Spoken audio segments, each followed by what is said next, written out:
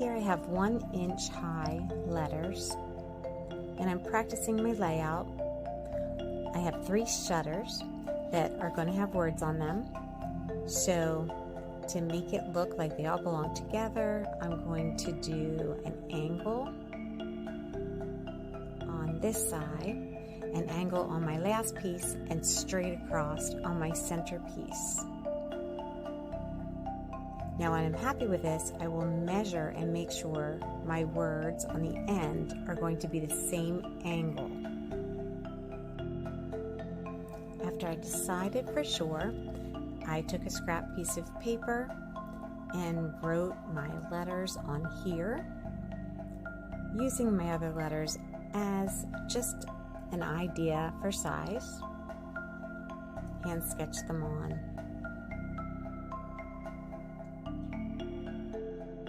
Here's a look at my center shutter.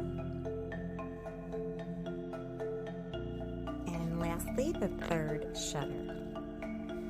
The angle here is the opposite angle of my first shutter so that it all blends together.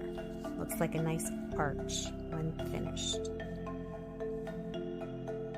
The quickest way to make a transfer is to take some charcoal and rub the back of what you want to transfer, and then we will tape it to your project. Here we're just double checking our measurements on the side. Our letters will fall between there and on the right side, but just notice that the left is larger than the right, so we have to fix that first.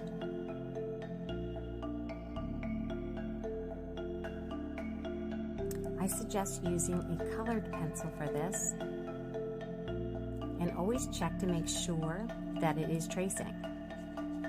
There it is, so we're good. The reason I would use a colored pencil is because if you get interrupted and you have to come back to it, you will know exactly where you were.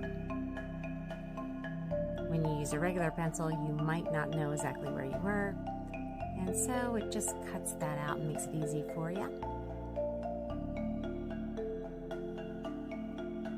Finish these letters.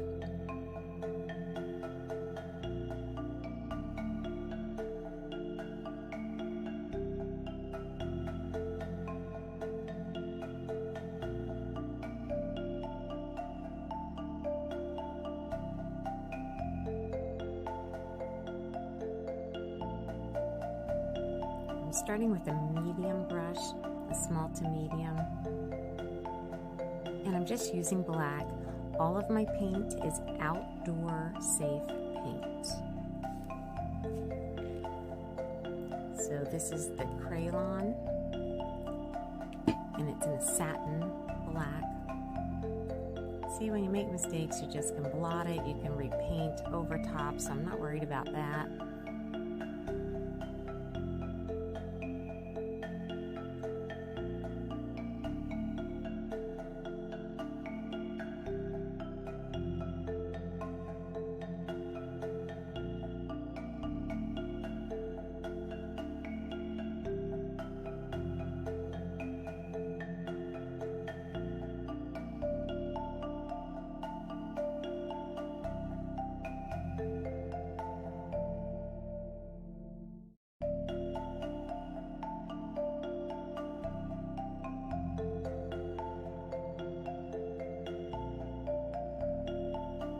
So keep going. Now this is getting a little wide here. I don't like it, so I'm going to just blot it out with a paper towel, and then I'll go over and fix it later.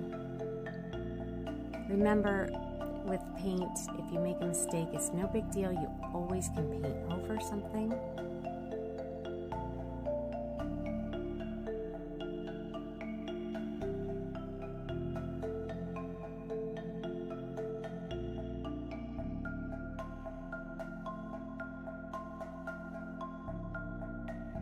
For my second coat, I decided to use a really small brush. A little easier to maneuver, especially around the curves of the letters and of course the points will be a bit sharper with a smaller point.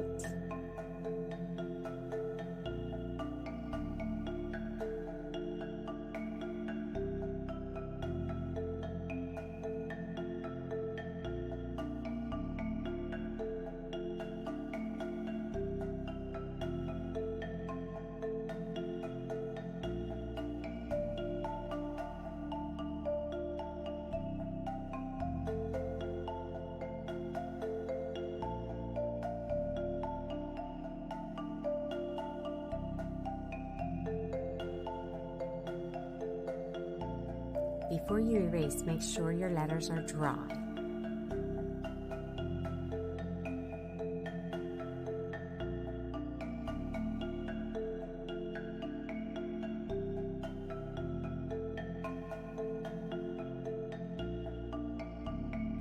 Now here's the fun stuff. So I take a really cheap chip brush, I call them, and I'm putting blue, yellow, and green on my brush and then just pounce it on. These are going to be loose vines, not any particular kind of vine, it's just some greenery.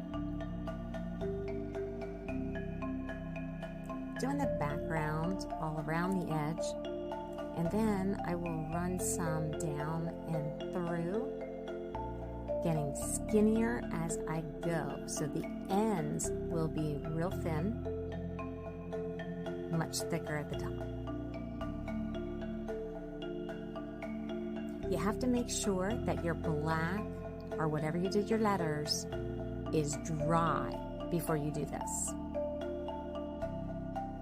I'm still using the same color combination, but this time I'm concentrating a little more yellow on it, a little more yellow and white for some brightness. I'm not rubbing anything in, I'm just pouncing it on top. I want those different colors to show through.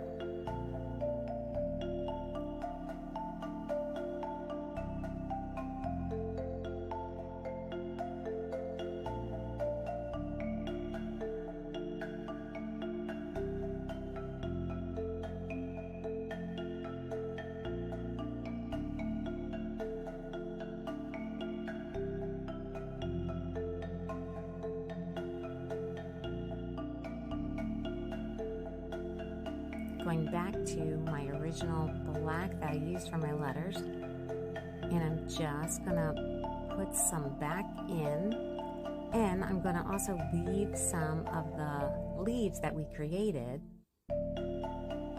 go, so it will look like it's in the vines, and some of the vines are going up over the letters.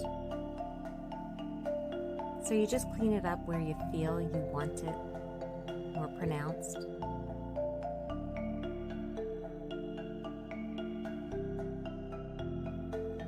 Now I'm painting on some vines. So back into my green paint, a little more white this time added for some brightness, and so we're making some definite vines.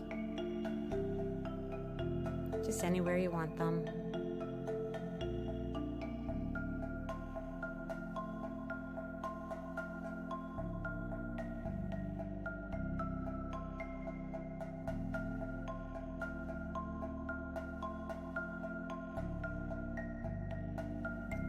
Is the finished product.